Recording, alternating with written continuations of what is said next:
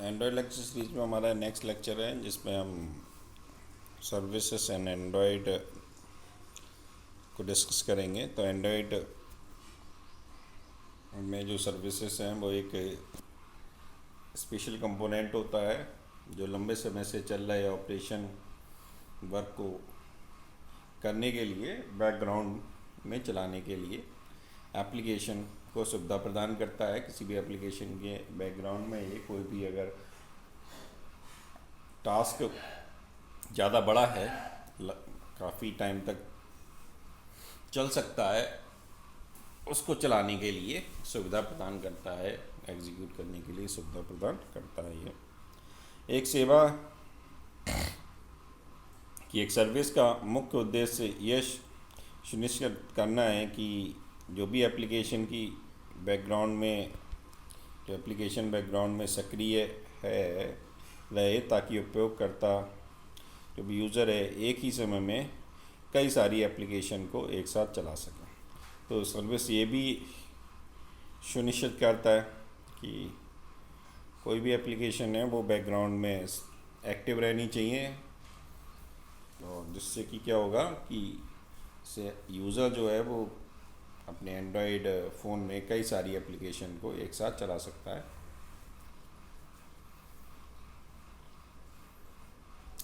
Android service के लिए user interface इतना इम्पोर्टेंट नहीं है, क्योंकि इसके बिना भी यूज़र के हस्तक्षेप के बिना भी हम लंबे समय से चलने वाली प्रक्रियाओं को संचालित करने के लिए डिजाइन किया जाता है, और वो आसानी से उसके बैकग्राउंड में चलती रहती हैं। तो यूज़र इंटरफेस इतना इम्पोर्टेंट नहीं होता है किसी भी बैकग्राउंड सर्विस के लिए, और एक सर्विस बैकग्राउंड में लगातार चल सकती है, भले ही उसके रिस्पेक्टिवली जो एप्लीकेशन है वो बंद हो गया हो, या अगर बंद भी ना हो तो यूज़र किसी अन्य एप्लीकेशन पे स्विच कर गया हो, तब भी वो बैकग्राउंड में सर्विस चलती रहेगी। इसके अलावा application component inter process communication IPC को पूरा करने के लिए खुद को सर्विस के लिए बाध्य कर सकते हैं। एंड्रॉयड सर्विस और थ्रेड के बीच एक बड़ा अंतर है कि किसी को दोनों के बीच हम भ्रमित नहीं कर सकते हैं, दोनों ही अलग अलग चीज़ है। थ्रेड ऑपरेटिंग सिस्टम द्वारा प्रदान की जाने वाली सुविधा है जो उपयोगकर्ता को पृष्ठभूमि में चलाने की अनुमति देती है, जबकि सर्विस एक एंड्रॉयड कंपोनेंट है। तो थ्रेड है वो ऑपरेटिंग सिस्टम की सर्विस है, ऑपरेटिंग सिस्टम के द्वारा प्रदान की जाने वाली कोई टेक्निक है, जबकि सेवा जो है वो एंड्रॉयड कंपोनेंट है जो लंबे समय से चल रहे ऑपरेशन को परफॉर्म करता है, और इसके बारे में जो यूज़र है उसे पता हो भी सकता है और नहीं भी हो सकता है। इसके पास यूआई हो भी सकता है, यूआई नहीं भी हो सकता है, दोनों ही केस हैं। तो ये थ्रेड और सर्विस में डिफरेंस रहता है। फिर आती हैं टाइप्स ऑफ सर्विस। तो 3 टाइप की सर्विसेज हुआ करती हैं एंड्रॉयड में, एक फॉरग्राउंड सर्विस, एक बैकग्राउंड सर्विस, एक वाउंड सर्विस।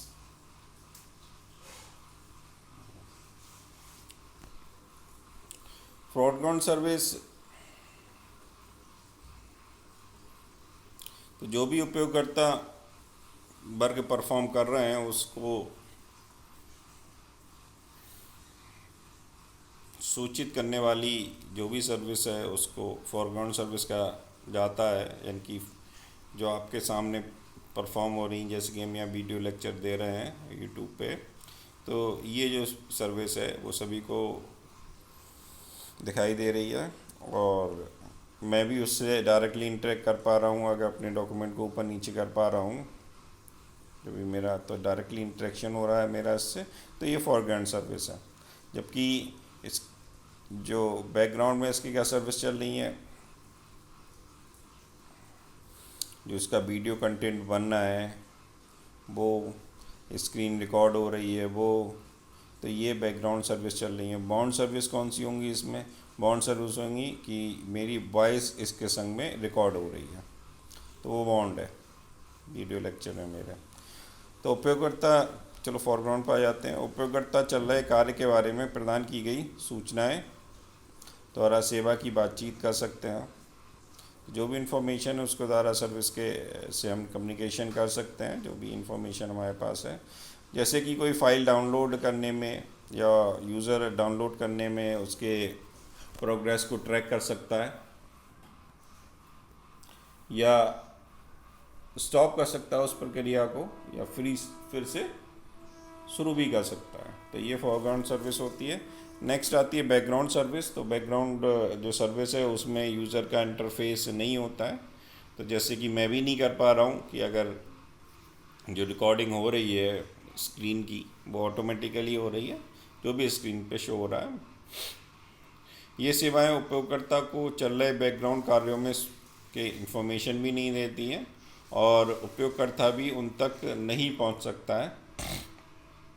डेटा के शेड्यूलिंग, सिंक या डेटा के स्टोरेज जैसी प्रक्रिया इस सेवा के तहत आती है कि अब जैसे ही हमारा लेक्चर ये स्क्रीन रिकॉर्ड होकर तैयार हो जाएगा तो हमारी मेमोरी में भी स्टोर होगा मोबाइल की। तो ये बैकग्राउंड सर्विस हो जाती है। नेक्स्ट आती है बाउंड सर्विस। इस प्रकार की एंड्रॉयड सर्विस एप्लीकेशन जैसे एक्टिविटी के कंपोनेंट को इसके साथ खुद को बाध्य करने की अनुमति देता है, बाइंड करने की अनुमति देता है। जैसे कि मेरी वॉइस जो है वो बाइंड अप है उस एप्लीकेशन के संग, वो डायरेक्टली रिकॉर्ड हो रही है। बाउंड सेवा तब तक अपना काम करते हैं जब तक कि कोई भी एप्लीकेशन कंपोनेंट इसके लिए बाउंड ना हो। एक से अधिक घटक एक समय में एक सेवा के साथ खुद को बांधने की अनुमति देते हैं और सर्विस पॉइंट जो है वो सर्विस मेथड के साथ एप्लीकेशन कंपोनेंट को बांधने के लिए प्रयोग किया जाता है। तो 3 टाइप की सर्विसेज थी यहाँ। पहली फॉरग्राउंड सर्विस, बैकग्राउंड सर्विस और बाउंड सर्विस। उसके बाद लाइफ साइकिल आता है एंड्रॉयड सर्विस का, जिसमें 2 टाइप के हैं, एक बाउंडेड सर्विस के रिस्पेक्टिवली हैं, एक अनबाउंडेड सर्विस के रिस्पेक्टिवली हैं।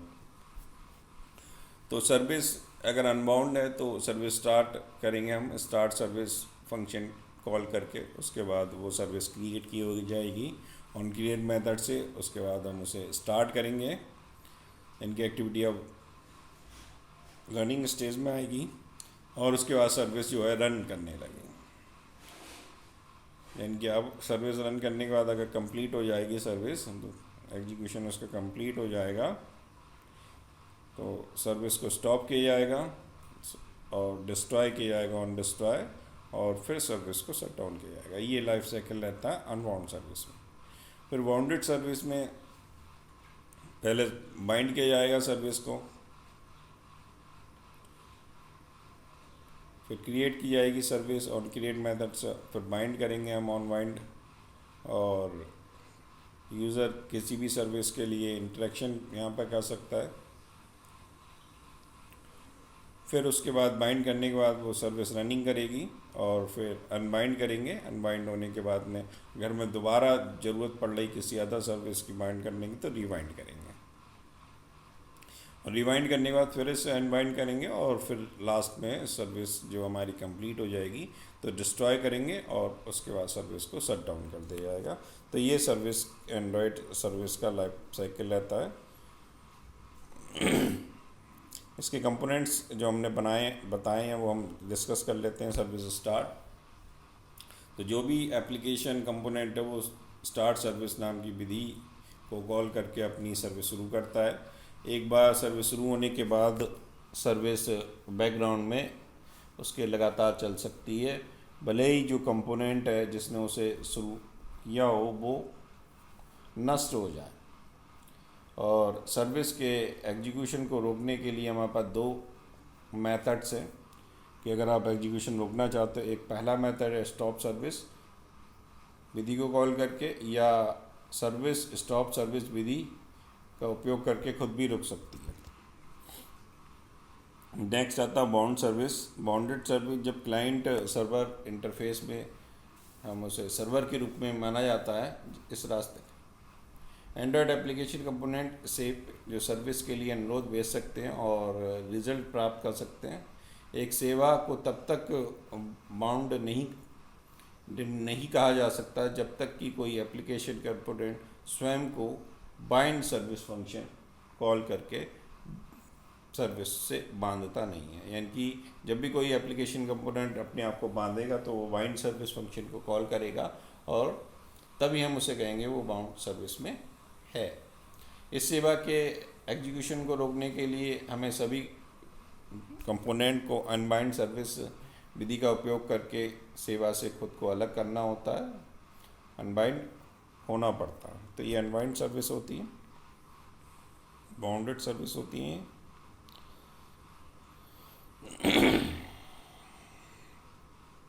अगर हम फंडामेंटल देखें एंड्रॉयड सर्विस में जो भी हमने यूज़ किए थे, कौन कौन सी क्लास, कौन कौन से कॉल बैक मेथड यूज़ किए जाते हैं एप्लीकेशन में, तो पहला जो मेथड था वो हमारा ऑन स्टार्ट कमांड था कि हम सर्विस को स्टार्ट करने के लिए यूज़ कर रहे थे। तो एंड्रॉयड सर्विस इस विधि को कॉल करती है जब एक जो भी हमारा कंपोनेंट है वो स्टार्ट सर्विस का उपयोग करके सर्विस को शुरू करने का अनुरोध करता है। एक बार सर्विस शुरू हो जाने के बाद इसे स्पष्ट रूप से स्टॉप सर्विस या स्टॉप सेल्फ तरीकों का उपयोग करके रोका जा सकता है। तो ये था ऑन स्टार्ट वाली कमांड, ऑन स्टार्ट में जो हम यूज़ करते हैं। नेक्स्ट आती है ऑन बाइंड। ये एंड्रॉयड सेवा में लागू करने के लिए अनिवार्य है और इसे लागू किया गया है। जब भी कोई application component bind service method को कॉल करता है तो वो खुद को एक सर्विस के साथ बांध लेता है और कम्युनिकेशन करने के लिए यूज़र इंटरफेस भी प्रदान किया जाता है और एक बाइंडर ऑब्जेक्ट वापस करने के प्रभावी ढंग से सेवा के साथ ये वर्क करता है। यदि सर्विस बाध्यकारी की हमें यानी कि बाउंड करने की आवश्यकता नहीं है तो हम इसके रिटर्न 0 कर सकते हैं, करना होगा ऑन बाइंड।